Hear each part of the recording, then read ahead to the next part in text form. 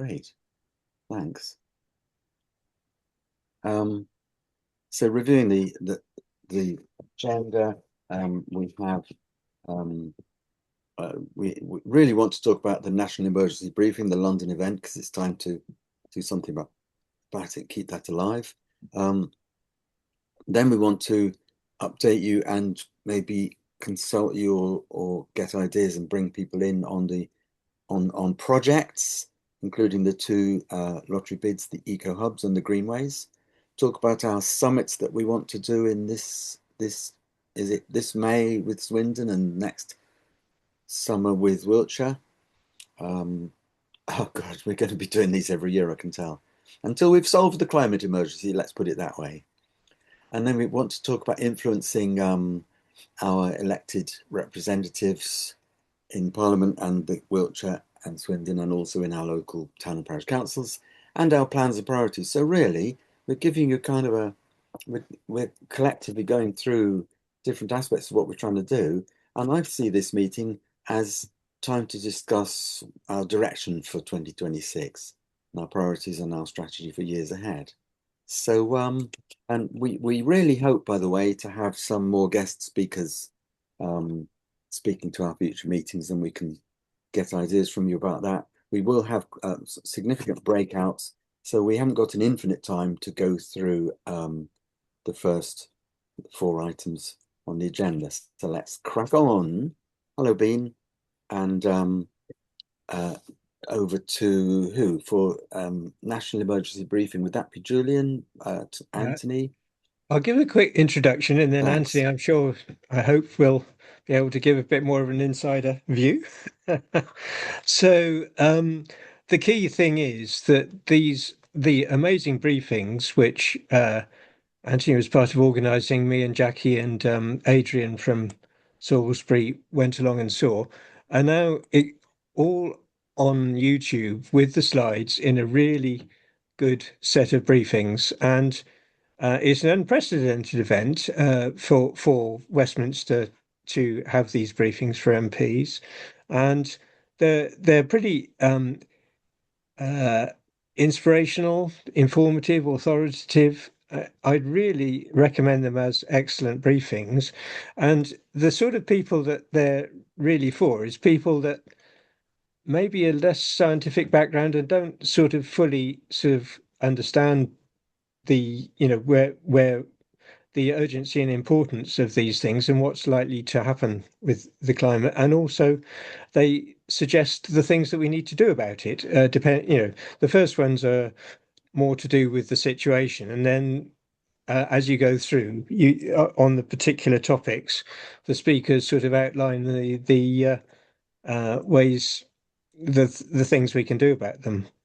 So I put in the email sort of what I understand is the main latest details. The website itself has an overview, a good overview, but in some cases it may be better to send people directly to the YouTube playlist, which also has the details in the comments and refers back to the website.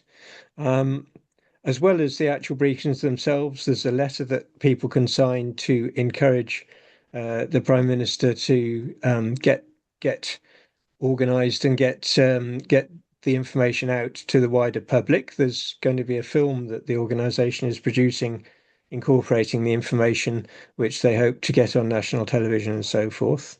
I mean, this is very much the sort of main ask of some of the groups like XR who are being sort of saying tell the truth, and it's really clearly set out here, and is sort of helping them to, helping along that way. Um, but also, in an upbeat sort of way and with suggestions for, for what we need to do about it. So the challenge really now is to uh, engage as much as possible on a personal basis with politicians and decision makers, recommend it to them, enthuse about them. So you need to sort of watch it first and then sort of be able to recommend it to people and get it to people. So, for example, our MP, I sort of seen her and sort of talked about it, and I forwarded her the links and stuff. And I'm it will take several iterations, hopefully, but if we're persistent and enough people keep talking about it, hopefully it will happen. Also, our councillors, so they're interested in sharing it around Swindon Council, and I hope that we can somehow get it shared around Wiltshire Council. Maybe the climate team will be helpful in that. I don't know if we talked to them about that, but now it's all out there. It's all to play for, and I really strongly recommend. I'm excited about this. It's the biggest, it's the best thing in terms of informing people that's happened since I've been sort of trying to work in the climate space, I think. So that's what I got to say about it. I don't know, Anthony, if you got any more sort of Yeah, up-to-date I think information about you've who's summarised it really, really well. So, in the interest of time, Andrew, I won't say nearly so much, but that's a great summary. What we tried to do for the emergency briefing was three phases. The first was to reach out, and I think we succeeded in doing that pretty well, as you said, Julian. 1,250 attendees on the day. Second phase, get everybody in a room. Chris Packham opened, and Mike Berners-Lee was chairing it.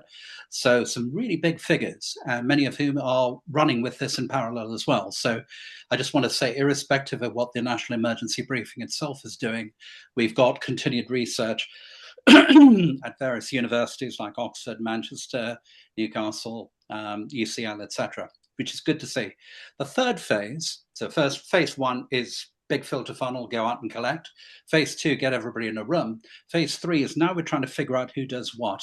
So on Monday, I've got a meeting with Simon Aldrich at 11 o'clock, and we're going to be discussing governance, Julian. Do we actually incorporate this body, make it into something real? What about a roadmap? Who's going to be doing what every quarter? And that's why that suggestion of yours makes a lot of sense. I can certainly raise it with Simon and his brother. In terms of the film, the availability is the end of March. And it's subject to funding, so they need to dot the I's, cross the T's in terms of how much money they can raise, because I think that'll obviously have a bearing in terms of the quality of the product. But they're hoping to get it in before Easter. Otherwise, it might appear soon after that. Chris Packham is going to take it to the BBC. So because Chris had a key role in the event, BBC shown interest. We've also had interest around here locally with Bristol Diocese. So Kit Connell at the Diocese of Bristol is certainly aware and running with this from a meeting I had with Kit on the 18th of December. And on Monday, I need to talk to Simon Aldrich about how we take it out to the sponsoring financial institutions as well. And we've also got meetings with local schools, like primary schools at Bywbrook Valley. So very, very exciting times. I can't imagine a start to the year that's been quite as exciting as this. I think the only uncertainty is really the air is drawn out a little bit by the geopolitics going on. So I think, Julian, that's the thing we probably need to have. We need to chat a little bit more. How do we avoid distraction in terms of somebody coming up and saying, hey, the future's oil, and getting distracted that way. But otherwise, I think we're in pretty good shape in terms of the start of the year. Thank you. Yeah. So just three quick points before we finish, Andrew. One, there is a WhatsApp group. There's a WhatsApp community group set up by the Climate Emergency Centre Network guy, Phoenix, which is quite active. So that's one that, is open to join. I don't know if there's a more sort of official one from Zero Hour or the group. Anthony, is there any way that we can keep in touch more closely with that group? There are. Well, I'm in touch, fun enough, because of Ros. Ros is our local MP down here. So just like you're connecting with your MP, I'm trying to connect with Ros as best we can, and I think that'll be good preparation for the summer too, because she showed up in June. So Zero Hours definitely, as an activist group, has got a key part to play, and there will be other groups as well. Okay, thanks. And I'm just going to ask, who else is actually watching so far, just out of interest, as a queue, or shared them? Anyone quickly got any good stories about that and how it's gone down? I watched one because Julian asked me to, and it was the one on food and farming and the food system, very much to the point, incredibly clear and hard-hitting and persuasive. I just wanted to ask Gordon, you said earlier that you'd watched them all. Would you mind repeating what your reaction was, Gordon, if you unmute? The reaction was, it was fantastic. I think the fourth one, I think, was the one. Well, I can't remember the names of all the people who spoke, but the one before the guy on security, because the reason I'm quite interested as well is, as you more than likely are aware, is because of all this stuff with line down and with solar panels being put up. Because Anthony, I just thought mentioned Ros Savage. She's my MP as well, and I've spoken to her, and I've written to her, and I've written to ITV, I've written to the BBC, and I've written to several other places, because it hasn't been spoken about at all on the media, except on Breakfast on ITV with Mr. Packham, Chris Packham, first of all, but that was just after the meeting on November the 27th. Yeah. Otherwise, no one has even mentioned it. So I've offered, and I think people could offer it, if they want to talk to their neighbours and show it on their televisions and have a little group meetings, that might go down quite well, because this is the way it was laid out, and the way the people talked about it was really amazing. Great. And it was really quite frightening that what is going on at the moment. Great. Thank you, Gordon. I've got hands up, Bean, and then I've got Bill. Yeah. Interesting. I haven't watched all the Andy? presentations, but I did watch the David Borlas video on YouTube. You know, the chap who does Just Have a Think, who actually is really good. He's a very good communicator. So if you want a summary position rather than watching a whole lot. And I was really interested in understanding what the sort of next generations are currently thinking, because the audience, of course, in that event were all people who are already on board. And the risk is that we're spending all of our time talking to ourselves and not actually engaging with the people who aren't yet on board. So I flicked that Borlas video link to a friend of mine. He's 40-ish, young child, you know, moved house, moved out of London, yada yada. Highly intelligent. You know, he's got a PhD, so he's a highly intelligent man. And I said to him, you know, what's your generation currently thinking about all this? You know, just tell me, where are you at the moment, do you think? And I was fascinated to hear his response, because he said to me that he felt that many of his contemporaries, yeah, they're all worried about it. They're all conscious. They're all worried about microplastics. They're worried about their young families and what have you. But he said a lot of them feel that the presentation currently is a bit too alarmist. And because of all the other pressures they're under, it's just too much. So we are, I mean, that's just one demographic and it's a snapshot. But I thought it was really interesting that here is somebody he's seriously worried about things. They just bought a first electric car. They're thinking about getting a heat pump.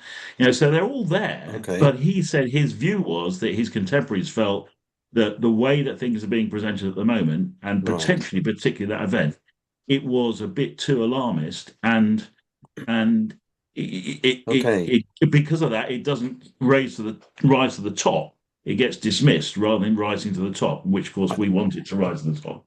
Thank you, Bean. We'll have to. These are so much food for thought that we'll have to take into the breakouts. Bill, Anthony, and Andy Mallory put a hand up. Yeah, sorry. I think after Bill and before Anthony. Bill 18, apologies.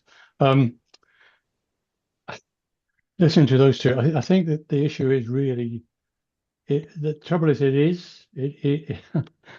saying it is alarmist. It needs to be alarmist. We've been talking about this since, well, the alarmist problem since probably 2018. And if we can't start talking alarmist when actually, as Gordon said, it is frightening, and so was presented so in those presentations by a lot of those, you know, for various reasons. They covered a wide range of things, and I just don't see how you can avoid it.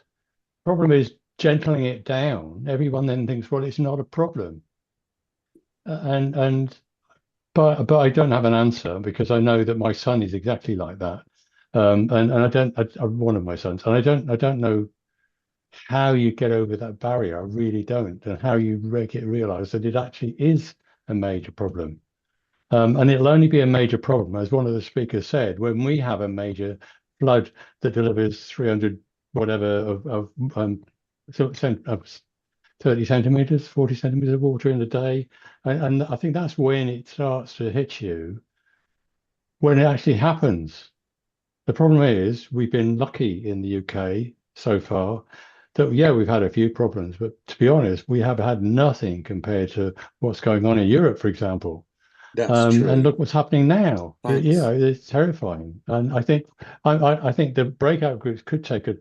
How do we get this message out there without scaring the horses when we have to scare the horses? That's a big question. Thanks, Bill, for making it, re-emphasizing it. Now, Andy Mallory, you had a hand up a minute ago, and before Anthony Kirby rounds this up, hopefully. Yeah, I just wanted to say I'm attending from XR Salisbury mainly to observe and see what you're up to. We're going to possibly screen the film when it comes out locally in Salisbury, with potential for discussion and maybe even speakers if anyone's available. That will obviously be later in the year when it's been produced. We'll let you know what date we're doing that and the venue exactly. We're either going to use the Quaker Meeting House, which we usually use, or a church that has a cinema set up, which we can use as well. That costs, but it would definitely be worth spending the money to get it out there and shown to people. We've had a few films in the last couple of years, kind of a green screen sort of program we're doing, which have been well attended, and we haven't lost money on any of them. We've actually made a profit to feed forward into the next one on the last one. So that's definitely on the cards to do either one way or the other. So that would be perhaps of interest to anyone within reach of Salisbury at that time. We'll let you know. Okay, that's it.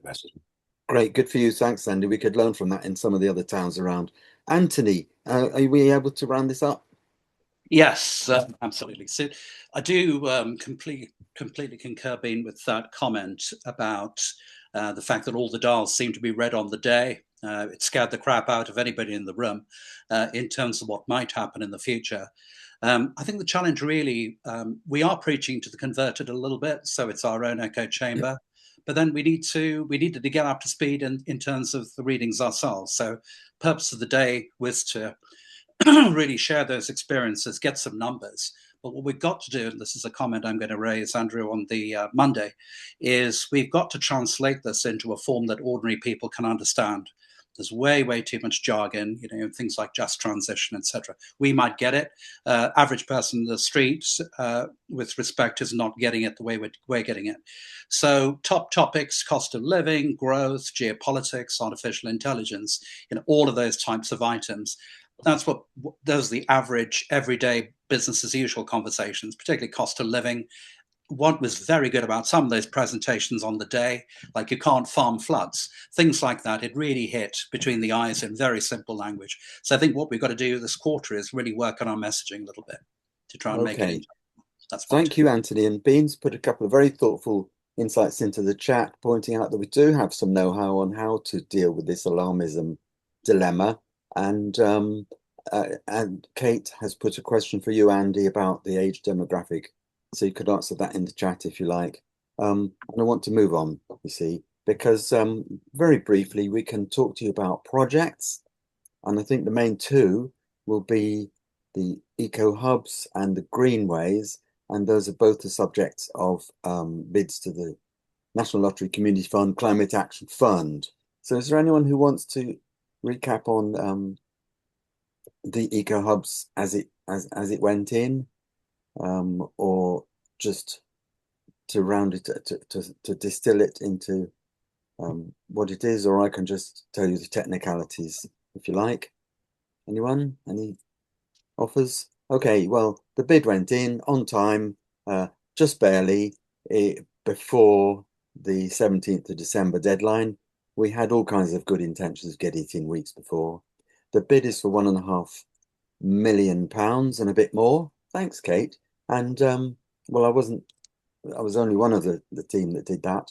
There were lots of writes and rewrites of the contents of the bid, debates about whether we should spend more money or less money, debates whether more of the money should go on paid help or on premises, debates whether it should be a 3-year, a 5-year, or an everlasting project. And we kind of found compromises because the important thing was to get the bid in.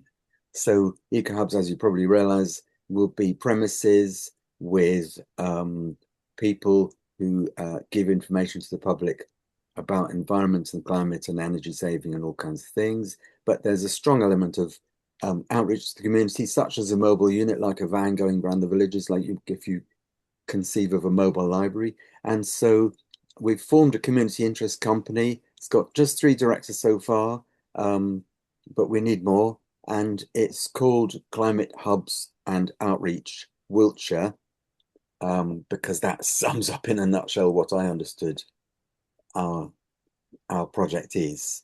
Comments and questions and extra information, please, folks. None? Okay. You realize it's driven by the Salisbury Eco Hub Alliance, which has been in a very dedicated way holding market stalls for years. They have an incredibly high quality set of leaflets, I would say up there with the quality of the videos from the National Emergency Briefing. And we did give one to every single Wiltshire councillor at the last full council meeting. And the Salisbury Eco Hub Alliance do want premises. Devizes, Chippenham, Trowbridge are other examples of towns. Oh, Swindon, of course, where we could have an eco hub. Bill. Yeah, just to add a bit more to meat to that, I think the challenge is to make sure that we're actually doing it county-wide. I think that it's going to be built out from Salisbury.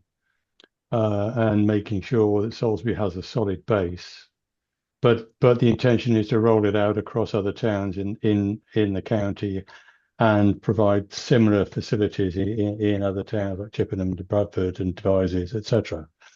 That's a long-term project in terms of, and one of the things we're going to have to do with it if we get through to getting the money is to be hunting for funding almost immediately, because 3 years is no time, and I think in the end it went in as a 5-year proposal. But that stretches the budget quite thin, so we've got a lot of work to do when we get to the next stage. And I think everybody got to remember that was a first stage bid. It was like a pre-qualification 2 bid. If we get through that, then we've got another 6 or 8 week period to refine everything we need to refine on both the Greenways and the EcoHubs, and that's very important too.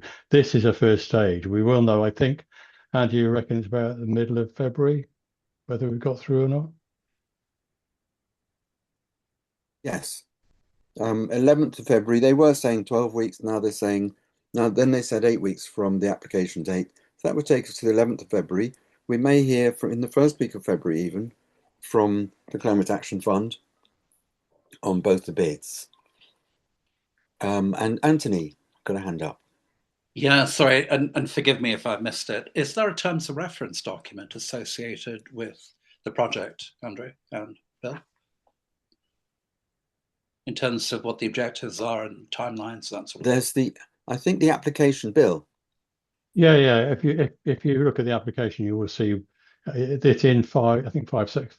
It's crisis like history now. It must be, I think, there are 4 or 5 sections, each one breaking it down into the scope and what it is, in terms of reference, how it's going to work, all that sort of stuff is in there. If you want to have a look at it, please do. No, forgive me. We'd welcome feedback actually in terms of what it looks like, because it is the first of hopefully many we put in, and we want to know whether we got it right. And certainly we'll be asking the Lottery Fund, if we don't get through, what could we have done better? What was wrong with it? What, blah, blah, blah. So, but it's really worth looking at. It's not that long, because it's a prequel basically. But it does give some basic finances and basic structure and all that sort of stuff. Awesome. Thank you, sir. I didn't actually get the link to put in the email, so I don't know where that summary is. But I mean, how should it be public on the website, or should it be internal for members, or how do we do that? I hadn't thought about it really. I don't see why it shouldn't be public. Why I'd should it certainly be welcome public? Anyway, we the need to sort that out and get it out there to people. Yeah. Okay. Yeah. Okay. Thank you, Jenny.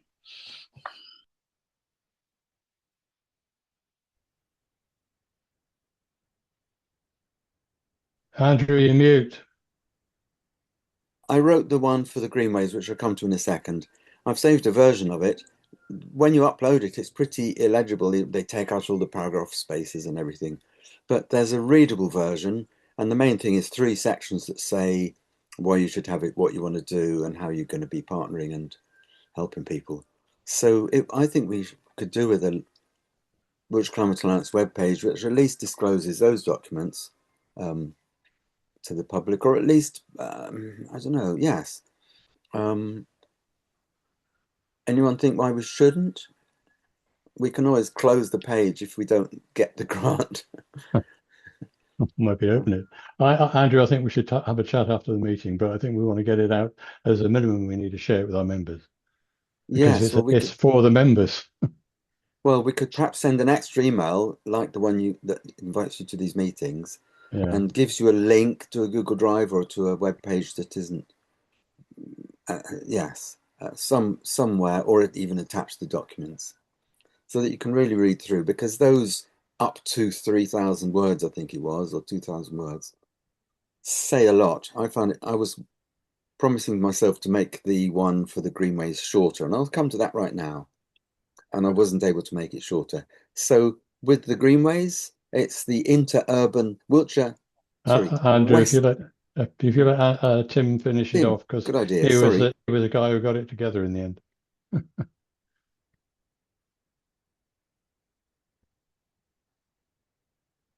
Tim?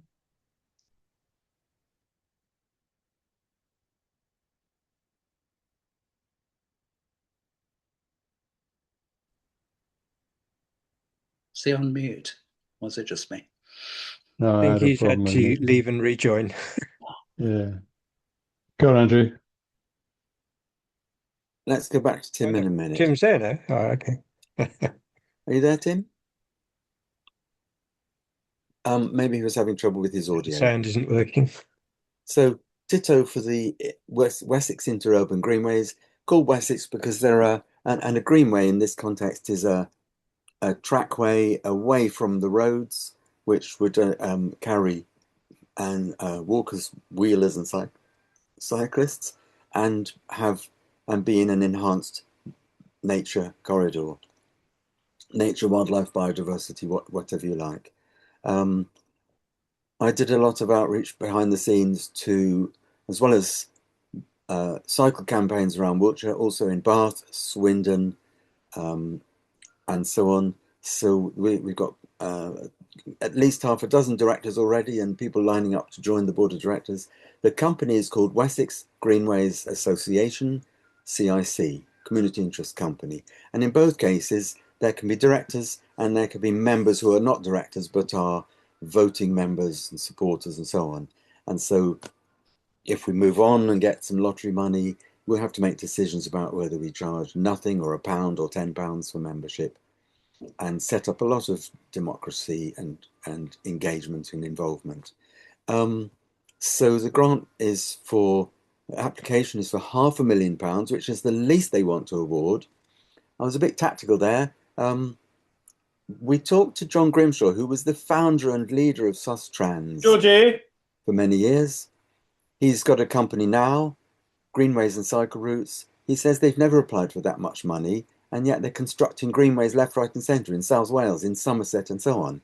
And because we can't spend the money on actual diggers, construction, gravel, tarmac or anything, even less reason to have huge amounts of money. And so it's really going to go on public engagement, on expenses like partnership and promotion and social media, and also perhaps commissioning feasibility studies and all that kind of stuff, and services from Sustrans. Because one of the elements is that we want to engage disadvantaged and excluded members of the communities around our area, perhaps by leading them gently into some walks and bike rides and some volunteering, sweeping up leaves, and then some more significant things, and then into coming out and shoveling gravel to build a greenway, to upgrade a greenway. So that's that engagement with excluded members of the community, very important to the Climate Action Fund and the National Lottery Community Fund generally. So that's in there as well. And we still have a lot of work to do, outreach to canal trusts and so on. But one thing is this, on next Tuesday, some of us are driving to a site called Masbury's Cafe at Rocky Mountain Nursery in Somerset, near Shapton Mallet and near Wells, to actually visit the site of a Greenways and Cycle Routes work camp and get the lowdown, more than you ever thought it was possible to know about building a greenway, in about half a day. So if anyone's up for going to that, raise a hand or email transport@wiltshire-climate-alliance.org.uk or get through in any other way on the members chat, WCA members WhatsApp chat, because at the moment, Catherine, I think there's 2 of us going, and Catherine has a 7-seater with only 2 seats reserved for the people who are seeing us. And I'll hand over to Jeremy. You've got a hand up. Well, only say that if I can have a seat in Catherine's car as well. Thank you, Catherine. Okay. I've actually got a good feeling about this. Bill asked me, why you bid up for so little? And I said, well, it makes it harder for them to turn us down. I'm giving you another reason just now, which is we really don't need all that much money. We don't need premises. We don't need more than 1 paid admin person. And I also had this funny feeling, what if the Greenways bid gets funded and the EcoHubs one doesn't? I don't want the EcoHubs folks to be angry with the Greenways people for taking their money away. But I do have a quiet feeling that we might even get through round 1 and see how it goes. And I even feel that we could make something of it, building interurban greenways across Wiltshire without that funding. We've got Wiltshire Council enthusiastically on board. We've got Sustrans willing to be our partners in the project. And we've got John Grimshaw's company very keen to give us their know-how. And we've got 6, 8 or 10 cycle campaign groups. And that's before we've really started outreach to nature organisations or people like canal trusts. So thanks very much for those thumbs, Richard and Catherine, and any comments or questions? Otherwise, it's time to move on again. Any other projects? No, that's more than enough projects, I think. But if anyone wants us to do a project, well, as long as they're involved, give us the idea. There was another candidate project for helping people with their loft insulation, especially elderly people. Because sometimes the only obstacle is that your loft is full of stuff. For various reasons, that didn't take off as a bid. Now, the next agenda item 3 is summits in 2026 and 2027. So in chronological order, shall we do this? 2026, Swindon, is it? Okay.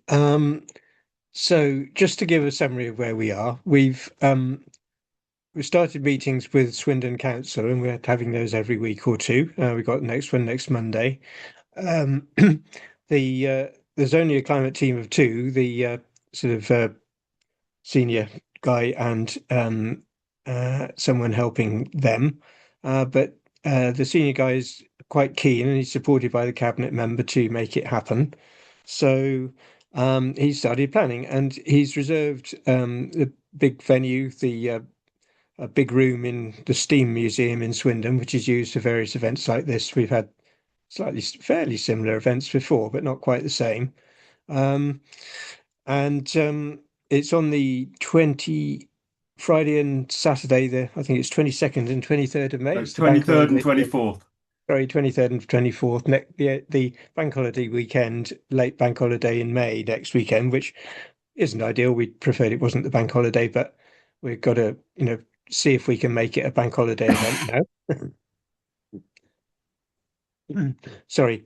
So William's been working with Swindon Council on the business day again. Jackie and I and Amber are having a meeting on Friday to try and sort of set the grounding for the community day and do a draft agenda. We've sort of outlined it, but Swindon Council have got less resource, I think, to put towards organising this, and so they're hoping that we will do it similar to what we did last year. So hopefully we can do that. We're looking for we'll be looking for various pieces of help in the project.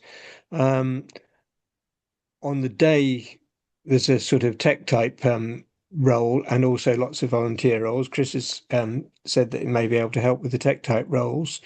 But leading up to it, we'll have things like publicity, designing leaflets and getting them round, communicating to people and engaging with groups. And we want to try and make it a little bit wider. So the surrounding places of Swindon, including our neighbours in Oxford, Gloucestershire, West Berkshire, as well as Wiltshire. And this may make some more good connections ready for the 2027 event, which we'll talk about briefly later. And there is now an expression of interest form. So like we had last time, we've got an expression of interest, and I put the link to that in the email for the meeting. So if you're interested in any way, from just attending to bringing a stall or helping in any other way or helping to organise it, then please do fill that in, and we'll be in touch.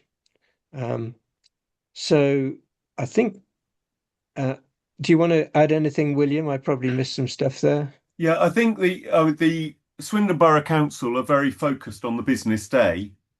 And so we've made a little bit more progress on that side. Their focus, I think we've now agreed that the focus will be on Swindon as a clean energy hub, and working from that theme through to business, decarbonisation and transport as the three core themes. I have to admit that Swindon has been named the second most significant hub for clean energy innovation in the UK. It was a little bit of a surprise to me, and it was a surprise to Swindon Borough Council.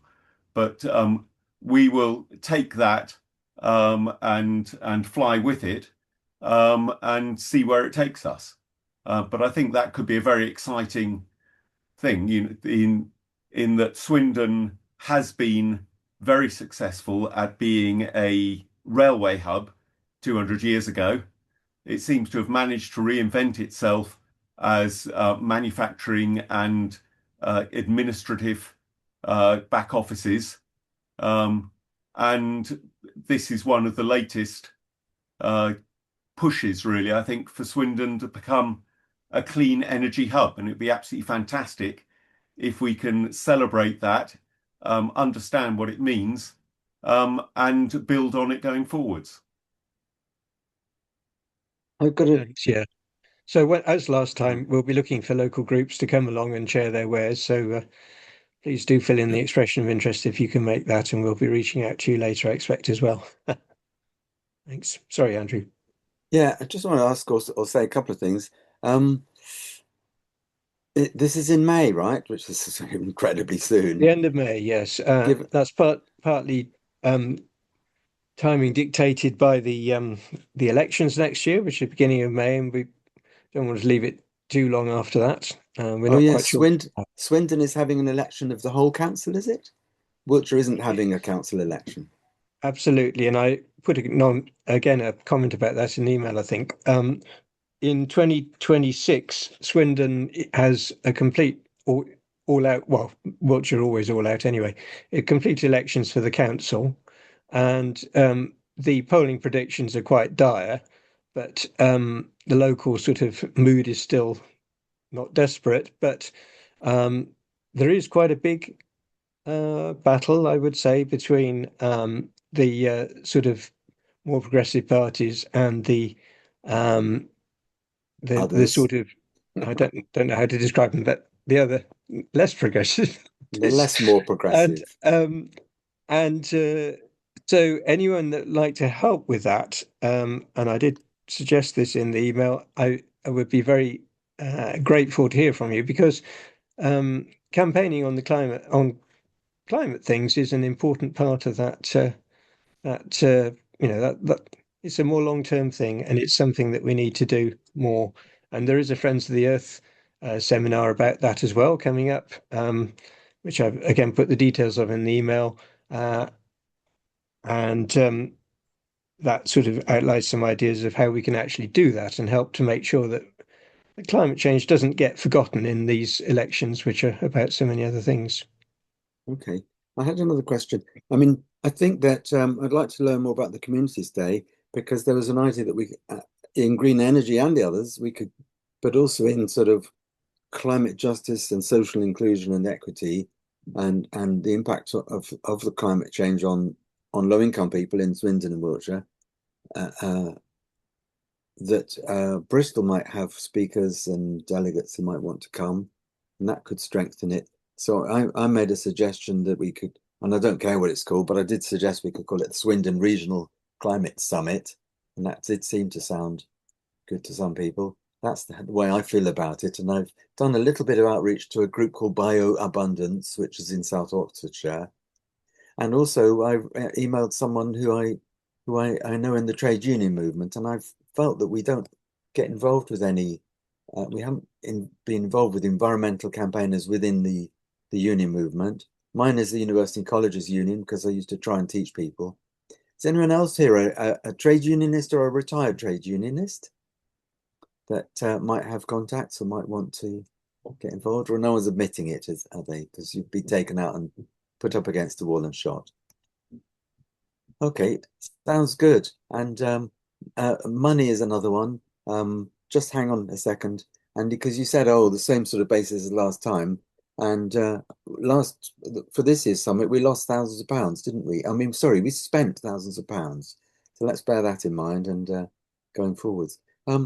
So Andy Mallory and then Anthony Kirby, is that all right?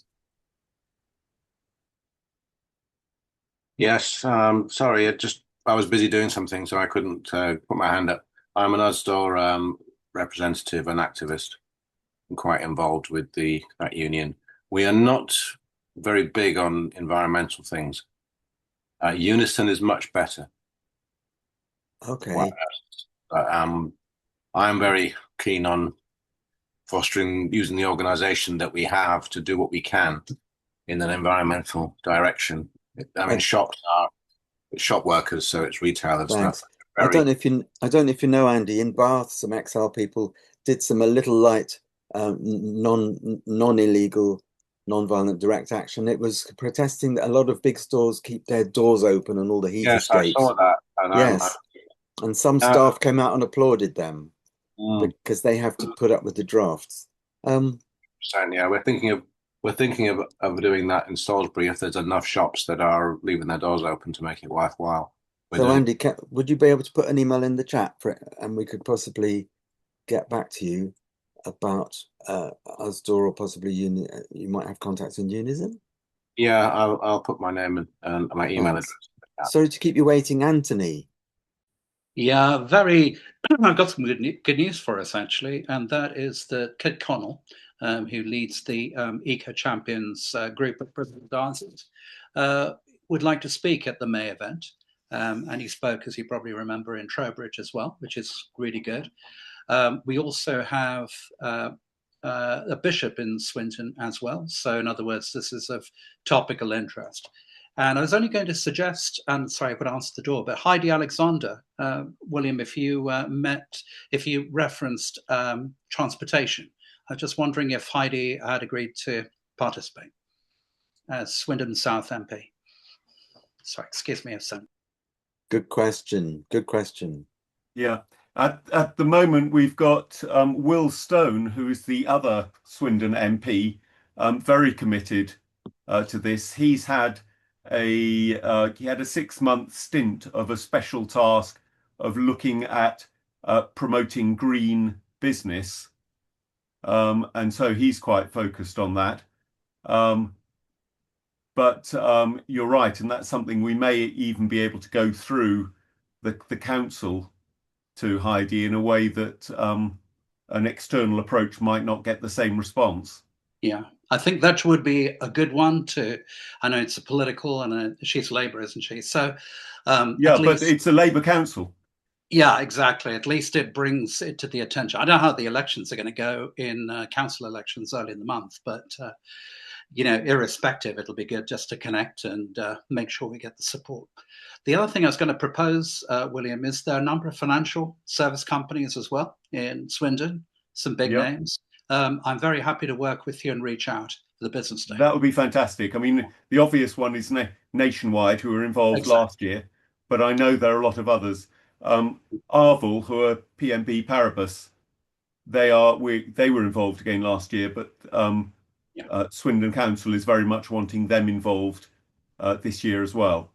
So happy to work with you on that. Can't promise, obviously, but the faster I can get an agenda that's formalised, I can get it to Kit Connell for the Church of England speaker, and either he will do it or the Bishop of Swindon will do it. So just obviously I prefer Kit to do it because he's got stories and he came across very well, didn't he, last year? Yeah, I'm imagining that the Kit would be more focused on the communities day. Is that right? Would be, that'll be May 23rd, yeah. Thank you. Hey, let's jump ahead then to 2027. I'm just putting the name of another MP who I think would be a good bet to call on to bring in as a speaker. So is that still a hand up, Anthony? Okay, 2027 summit. Do you want me to cover that? Please, anyone? Yeah. So there hasn't been much of an update since last time we met, but I thought I'd give you a quick recap just so people are aware of what we're hoping. So the 2025 summit was meant to be a launch pad for a much bigger summit, which we're now looking to hold in 2027. About 6 weeks ago, we had a meeting with Jackie, Andrew, Julian, and I, with the climate team, and I've forgotten her name, from Wiltshire Council, and to look at ideas and so on. They are very much, or they were very much up for something much bigger, something that might have a festival feel to it. Quite keen that it may be located at one of the colleges. We're kind of not saying yet which college it is yet because they may not be aware of it yet, if you know what I mean. So we'll let the process go by first, but it may well be more of a festival feel thing over 2 or 3 days. And the themes very similar to what we've had before, in other words, business and community, but with being a rural county, introducing either a day or a theme around farming and horticulture, which I think may be really popular because we have so many gardeners and so many farmers. And I know that the gardeners tend to be quite green, and it may help to get some more traction from people interested in that kind of thing. So we are now at the position where we need to chase up, because we had thought that we'd hear back from them and get a little bit of progress and have a date set and so on. So our next job is to kind of chivvy Wiltshire Council along and carry on with the planning. Have I missed anything? That's about it, really. Julian? No, it sounds good. Thanks, Chris. Yeah. But it could be quite exciting. Could be quite fun. But we'll wait and see. Thanks. So am I right that Wiltshire will be little or not at all involved in the Swindon 2026 summit? Say that at all. Don't put people off from Wiltshire being involved in that. No, Wiltshire Council. Oh, so you... you mean Wiltshire Council? Wiltshire Council. Yeah, well, I mean, we can invite them on specific things. I think they didn't want to spend a lot of time organising, but I wouldn't be surprised if they'll come along and speak. And I'm sure we'll want to invite them on some subjects on the community day at least. Yeah, and the Swindon Borough Council are very much saying that they are open to branding this as a joint event with Wiltshire Council.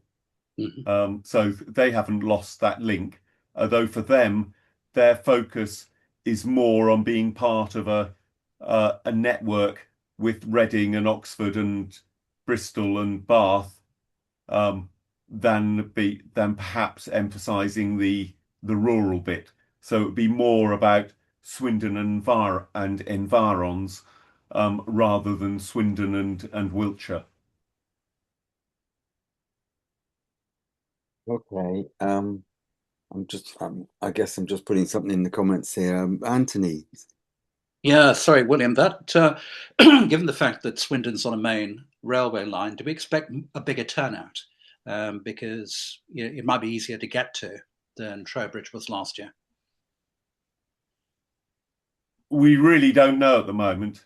Until we go out there and start speaking to people, it's very, very hard to gauge. Yeah, no, I appreciate that. It could, what I'm saying is it could be a draw from a number of counties, couldn't it, really, as it's down the train line. It's only 10 minutes from Chippenham, for instance. So, I'd imagine we'd have quite a few from around this region just getting on the train and, getting there and attending. Is it very far from the station, do we know, the town hall? No, it's very close. That's one of the reasons for the venue. But I think the main limiting factor was the number of people that are helping to organise it and bring these other organisations in. So hopefully, we'll try and expand the team. We got the expression of interest, which says, "Do you want to help organising it?" So please fill that in. And not you, Anthony, but anyone that wants to be organised that we don't already have close links with, so that we can actually get that working.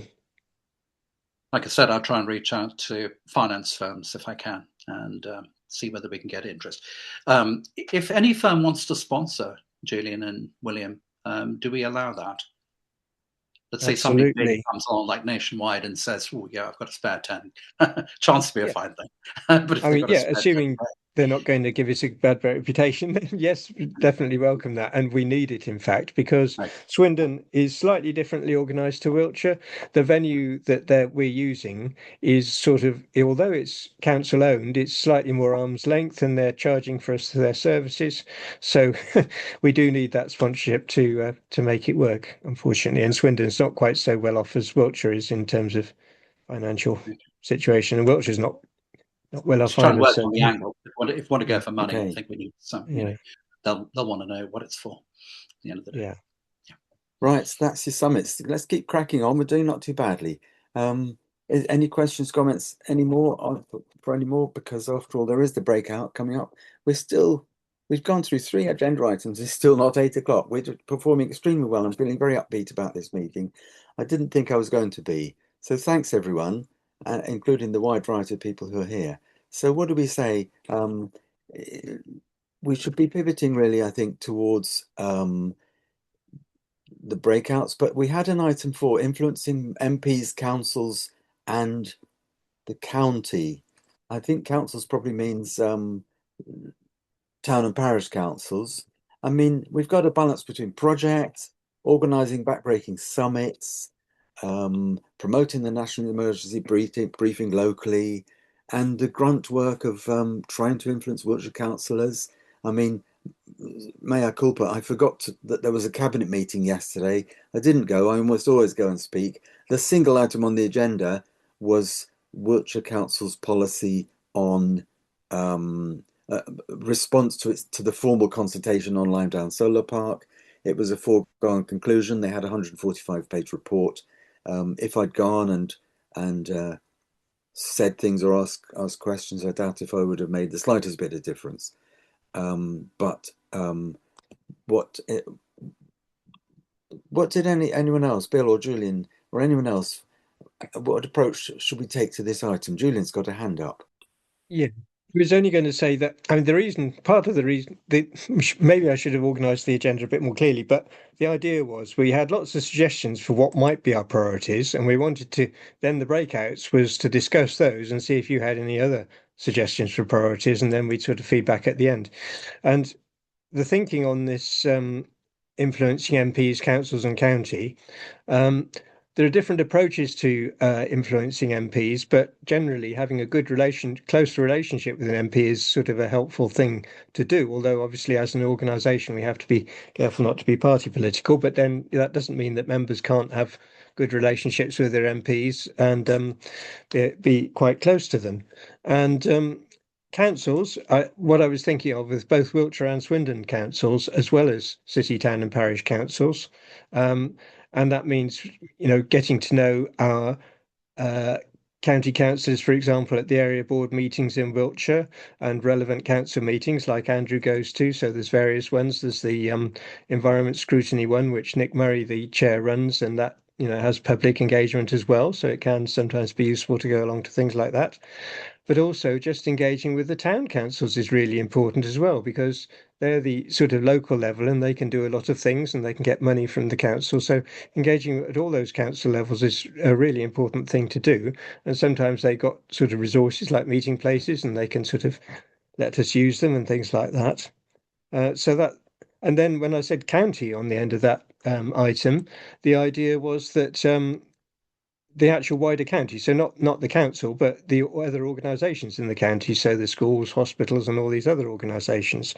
So influencing all these sorts of organisations, which was the aims of our summit, but actually following that up by actually getting in touch with them and then inviting them to the next summit as well.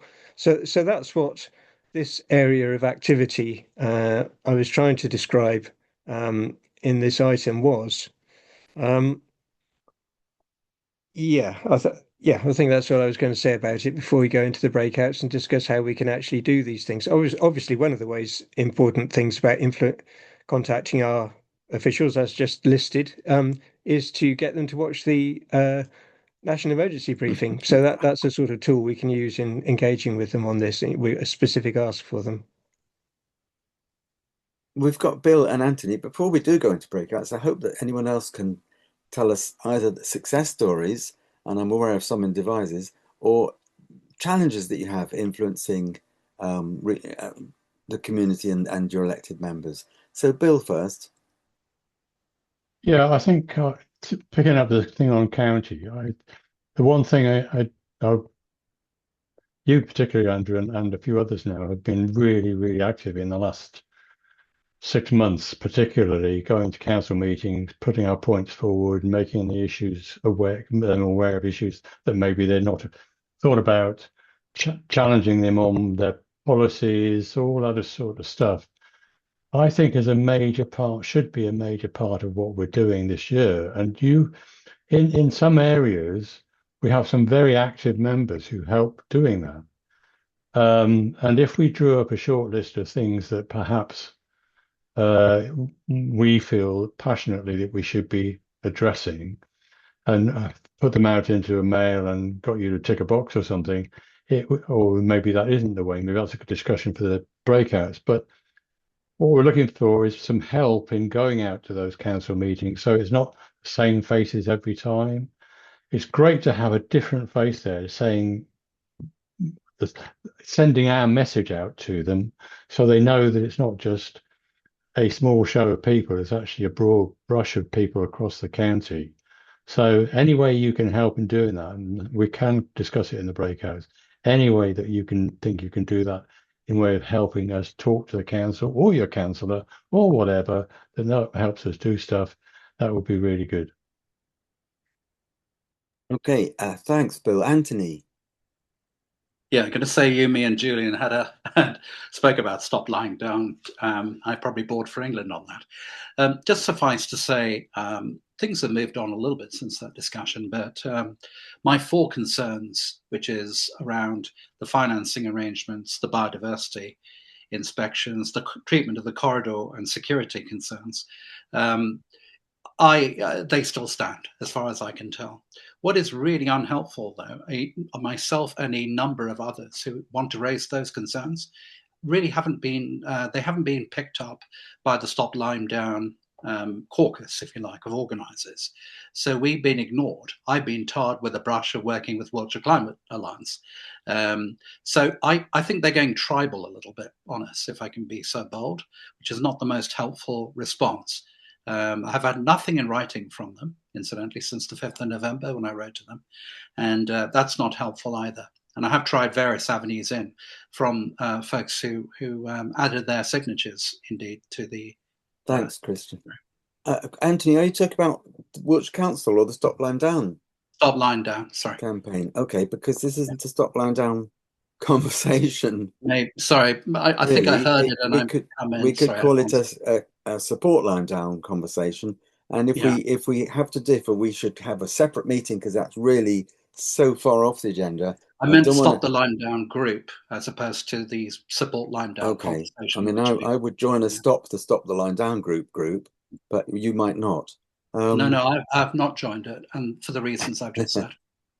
So thanks for that report on that. Let's jump ahead to Kate, and we'll have a chance to air concerns at more length. Beg your pardon, Anthony. No, my fault. Not at all. Kate. Hi everyone. So I am Climate and Biodiversity Officer for Chippenham Town Council. So it's great to hear you thinking about how to contact your councils. And one thing I wanted to flag up is I'm working with the Wiltshire Association of Local Councils to start a climate council network in Wiltshire. So all of the councils should have received an invitation to our first meeting. Sorry, I can't remember the date right now. It's later on in January. And way I hope that the councils can work together to share things like.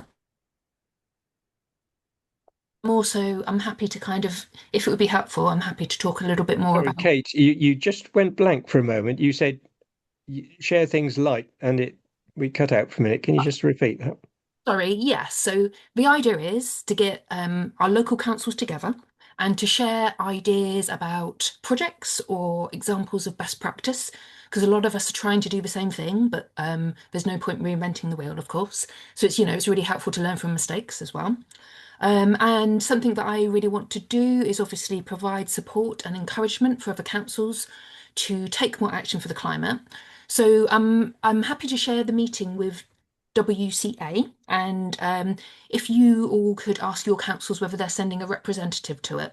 So it's going to be a new initiative, and I very much hope that we can build up a network of support and help. And the other thing is, so you've been talking about working with local councils, which is great. It can be helpful to understand what the remit is of local councils. So I can say certainly in my role, a lot of the time I get asked about stuff which isn't actually within our scope. So it can be useful to find out what local councils actually have the capacity to do.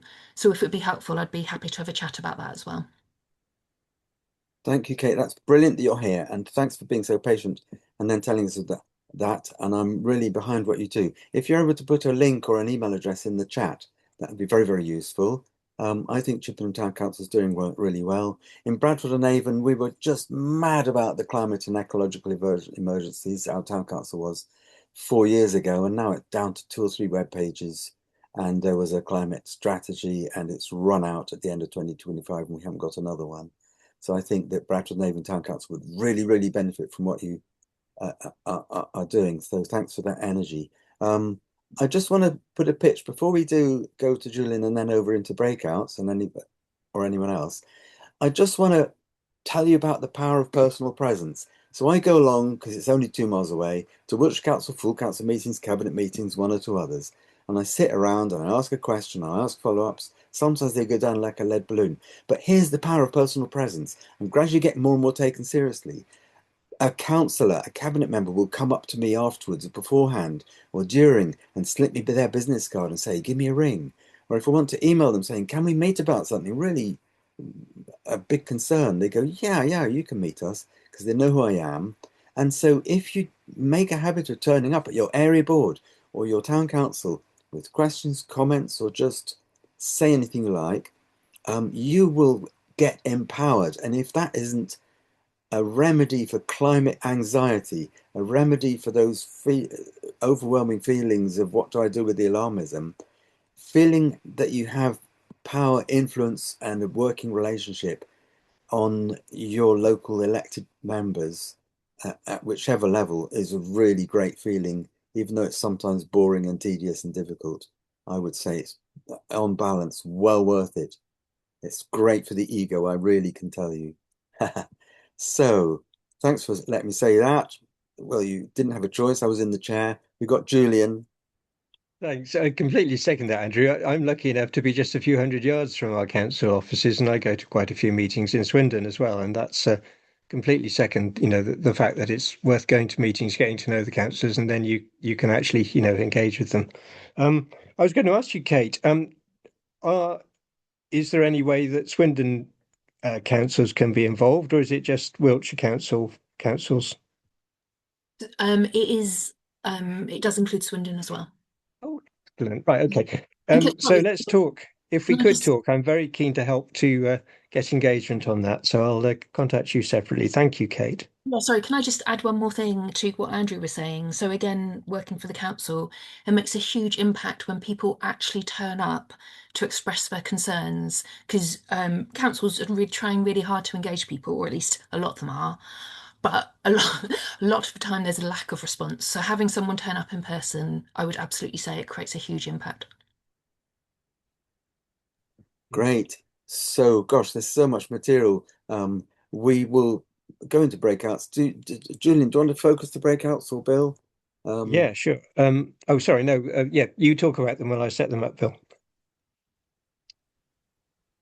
Why I set them up, Bill, or were you I setting can them up? just set them up, No, Joe. I'll I can set them recap up the and you agenda talk about if you Okay. like. Okay. So the idea at the breakouts is really to consider what sort of projects you might think, as Wiltshire Climate Alliance members, we should be focusing on.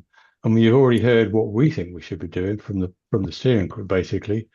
But are there other ones? Are there other areas that really you think we should deal with? And if so, what? And how could you help us to do that?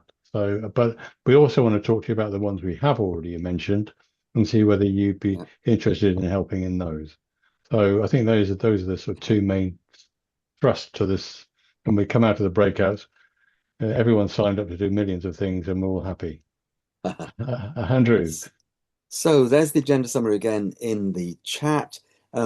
Julian is about to divide us into what, 4 breakouts of 4 for a period of time which could be 15 minutes. I'm not going to say 20, because of course then there's reporting back and people getting tired and leaving, quite rightly. Is 15 minutes okay with folks? Because I find 5-minute ones take about 1 minute and you're gone. Anyone? Any bids for higher or lower number than 15 here? After all, you're free to leave any time whatsoever. So let's hear what your thoughts are. And also, if you have any feedback or reactions to what we've said already, National Emergency Briefing, how do we take that forward?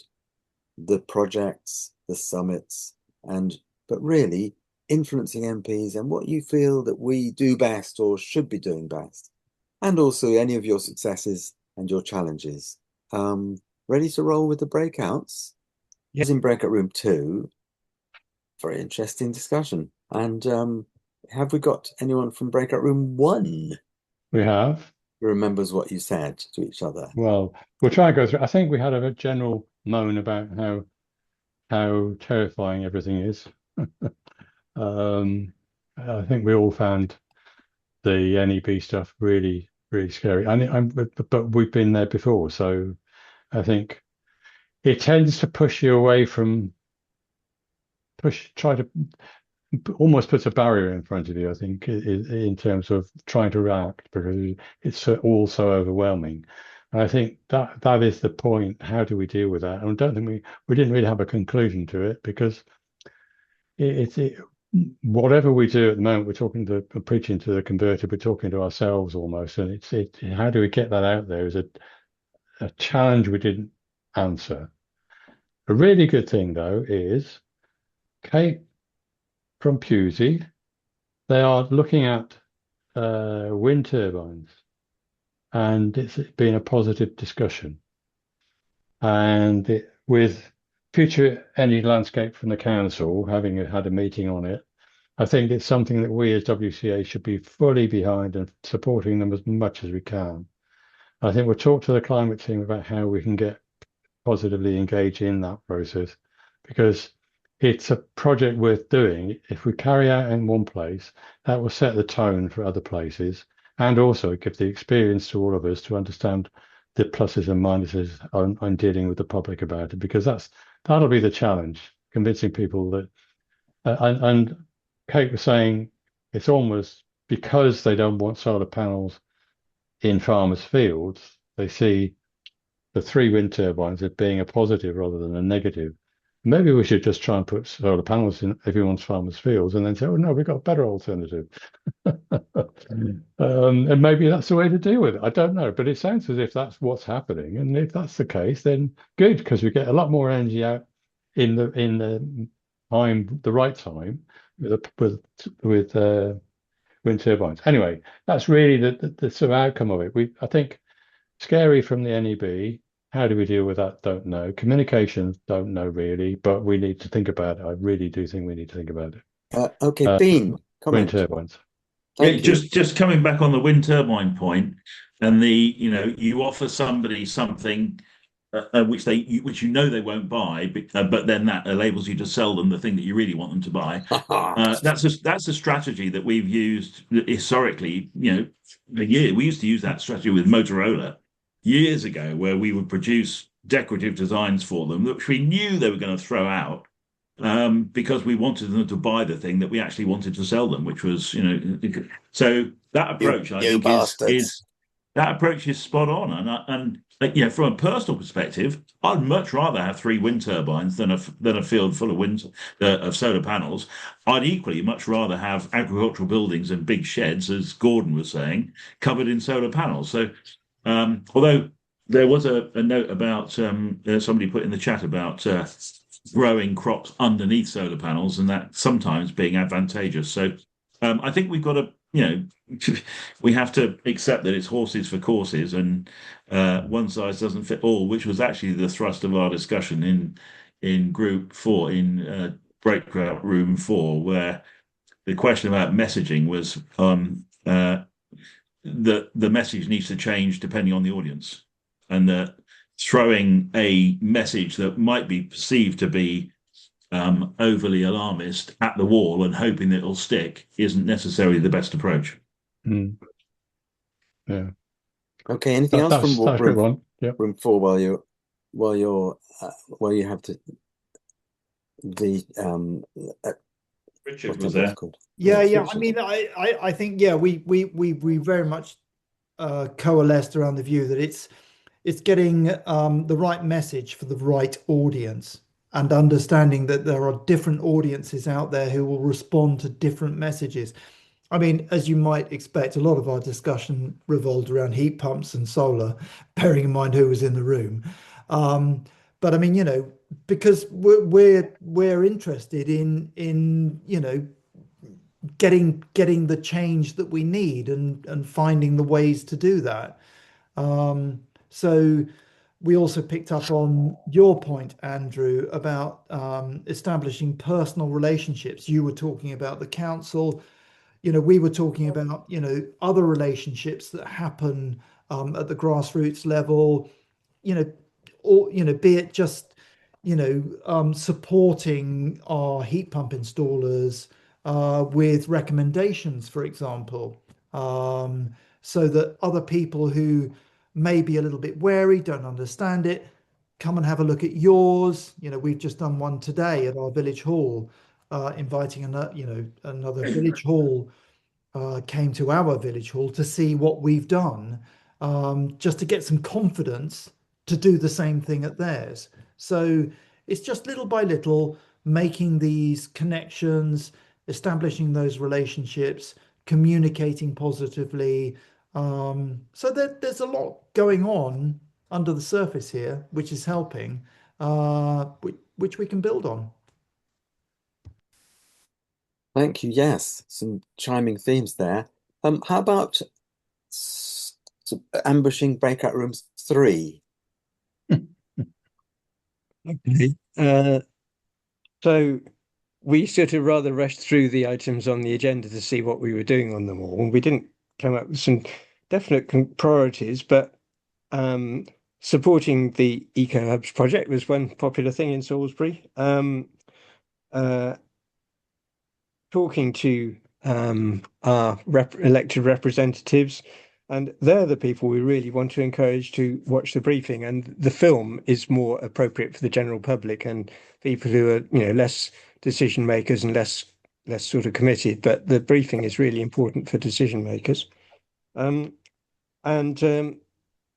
Also, supporting the summit was something we discussed briefly, and of course the thing to do about that is please fill in the expression of interest with the link in the agenda that was in the email, just saying how you might want to be involved with that, and we'll keep in touch on that one. So that's anything else people want to highlight from our group. That was Jill and Jimmy, Andy and Nick. No, okay. Because there are a couple of people who I wouldn't want anyone to feel that they had to go and they would have liked to say something, but the time didn't arise. So Jill and Jimmy have been quiet. Empty vessels make the most noise, of course, and I'm speaking for myself. Nick, hello. Otherwise, we'll go to breakout room 2, and I made a few notes, which I'll just give you first. Again, this information and so on, quite a crucial point that the points that Claire and Anthony were making. Wiltshire Climate Alliance campaigners could be information brokers. Anthony's neighbour is a farmer, and he's constantly asking about this and that and the other, and Anthony's being helpful, and he's going to be talking to a school, aren't you, Anthony? We could possibly produce some briefing sheets. We should find out what topics farmers are asking about and produce 10 briefing sheets or 5 or whatever. Maybe small businesses as well. We talked about our website. I think, Claire, you said that coming back to it after a while, you thought the news and the pathways to information were some of the best bits of it, but you suggested we research what users' reaction to our website is and what they like to see and what they would like to see that they can't see. So some sort of user research or market research. We talked about simple, readable, no jargon resources. I mean, it's occurred to me that the word carbon might feel like jargon to some people. What, carbon? What? Carbon? I don't know. Or the example of the word procurement. And maybe resources for children, resources for young people, resources for businesses, and translating into other languages that are spoken by communities in Wiltshire, Polish, Ukrainian, Arabic, and so on. So the theme there that I'm getting is content creating. Being content creators is one of the important things we can do, and then sharing it out and talking to each other about what we might create and how to use it. I'm sure there were other points, but that was my take on it. I think just to jump in, sorry, Claire, is to stress opportunities, not just alarmist risks, because at the end yes, we'll respond to good news as well as being frightened out of existence. Yes, we were just getting onto this alarmism dilemma, weren't we? As we closed, and we don't need to. We don't need to tell everybody in one breath. This is, that's not the first pathway into a conversation, is it? No. Something awful is happening. You're right. If you tell everybody, the answer being, I'll run away, and because I don't want to hear it, then it would be in the long run, we're all dead, sort of thing. If I spent 10 minutes trying to tell someone everything there is to know about the climate emergency, my version, that would be crazy, wouldn't it? But if I just gave 2 reasons why it's got something to do with you, and 2 things you could do about it, or that might help you, then, and the rest of the time listen to them, I might have been more helpful. So what's it got to do with them? And what might they need to do or might be encouraged to do? And then instead of 2 things that are a plus for the climate and are a plus for you. Saving energy is a plus for the climate and it's a plus for you. We could brainstorm those 2 things. That was really helpful about windmills from that other group. So we got somewhere to think. I thought this is being very positive. William, you could put a flyer for the business day. Yes. Fantastic. And lots of stuff in the comments about personal relationships and about ideas for resources. I think this could be a sparky part of the meeting if it wasn't time to finish, because I'm sure we could brainstorm lots of ways. And I'm one of the people who like writing things. So if people want to see, a set of this or half a page on that, or if someone else is good at simplifying things down to a readability level for, college students and young teenagers, or even more simple for counselors. Isn't that what AI does now? Oh, good I was going point. to say that, yeah. Yeah, it makes it very impersonal when it does it, though. So you'd have to go back and rewrite it No, after you can say you've done it once. you could ask it what style. You can say in a sort of personal, Yeah, and personal style or it goes all jokey style. American on Yeah. you. What, in the style of Andrew Nicholson?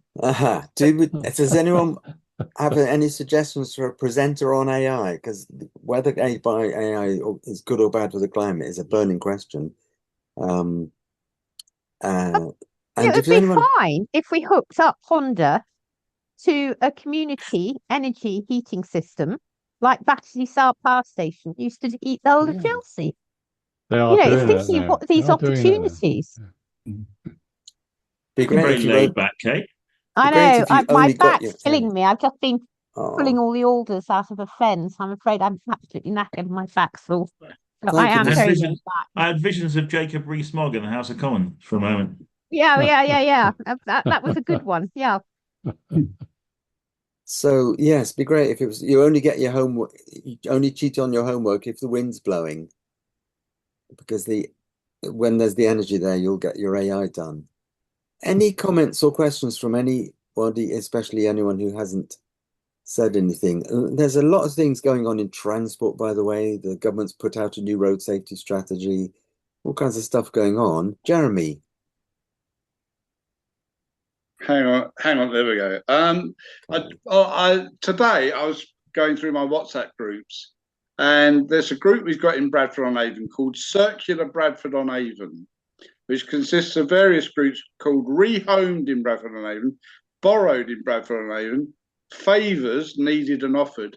And I mean, the whole thing is buzzing with people who've got stuff they want to give away, or have got a request to borrow stuff. It's a whole new economy, which is really heartwarming, actually. And I recommend it to any community groups out there. There's a second thing I want to say, which is it was great to hear from Kate at Chippenham about how we should engage with our local council and how impressed they would be at our presence and how they welcome us and and hopefully foster further relations. I've got to say, in my experience at Bradford-on-Avon, the more you turn up at their town council meetings, the more disdain they have for you. It's really, really depressing. What you again? What do you want to say now? More about the bloody climate, is it? Member of the public. Why are you here? I think we're going to get over that hump. What? I think we need to get over the hump, and maybe by one-to-one meetings with our committee chairs. It's a local problem. And let's. Well, I wonder if me and Jeremy will try and get them to join this local council climate forum that Kate Watson from Chippenham is doing. Jeremy, you still got your hand up. Sorry, I butted in on you. Sorry. Any other roundups or fresh stuff? I was only going to say there is a way of talking to politicians so that you don't get their backs up. And it's Hope for the Future is the group that's really good at sort of, talking about that. They did some sessions for us before about talking to MPs, but it applies to councillors as well. And yes, you have to compliment them on the things they're doing well and, make suggestions about feasible things they could do better. And, you've got to be careful. I blew it yesterday with my council then. Gordon, hello. There's two things that's happening in North Wiltshire here that might be of interest, and that is Curtain Recycling is closing next year. Well, later on this year, so they've got to find somewhere else to go. which is going to cause lots of problems, i.e. fly tipping for one. And there's a lot of fly tipping going on. I expect it's the same in everybody's area. But the other thing is we're dumping or throwing away sort of 50 million tons of electrical goods a year. So where is all this stuff going if it's not going abroad? And what can we do possibly to recycle some of it locally? Because there's a lot of people who don't have things and who want things. So if we can sort of, I don't, it's a difficult one, but there's all these containers getting not used, usually about £1,000 a pop. If these could be used around the county, for instance, and other groups like the repair cafes could use them, then they could have permanent places to recycle and reuse a lot more things. And they could obviously offer job opportunities for some of our youngsters who don't want to work at the present moment, because it looks like this is getting really out of hand or got out of hand. So there's two things that link together: recycling and moving stuff and retraining people. Let's hope we link with the colleges better when we do the Swindon and then the next year's Wiltshire. You're touching on a bit of the EcoHubs philosophy there, Gordon. You're absolutely right there.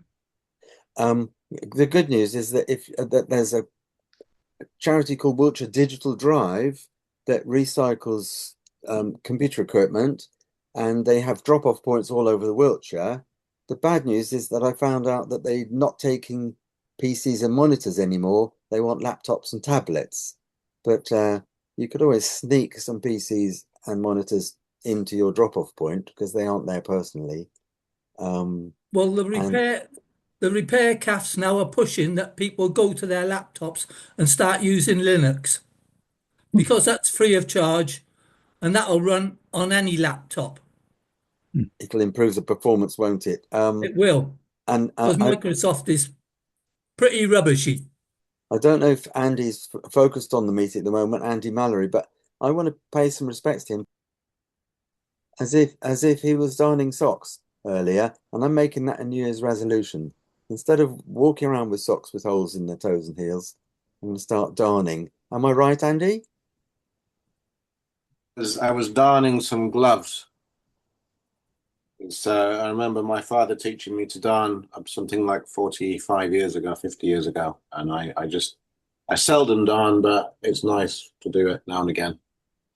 That's great. I'm going to take this away and darn it is going to be my New Year's resolution. You could always chop up your old socks and make them into mats, as my wife has done.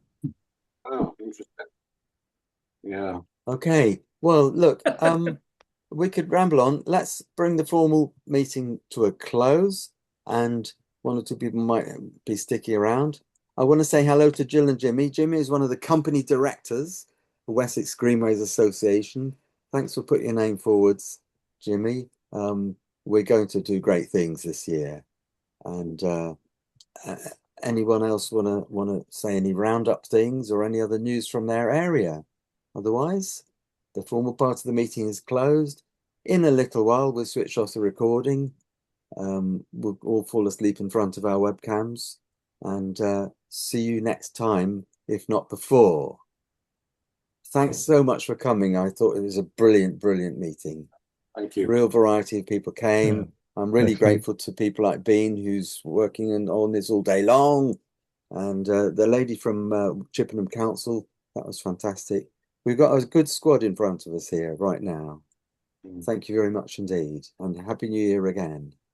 Don't get flooded tomorrow.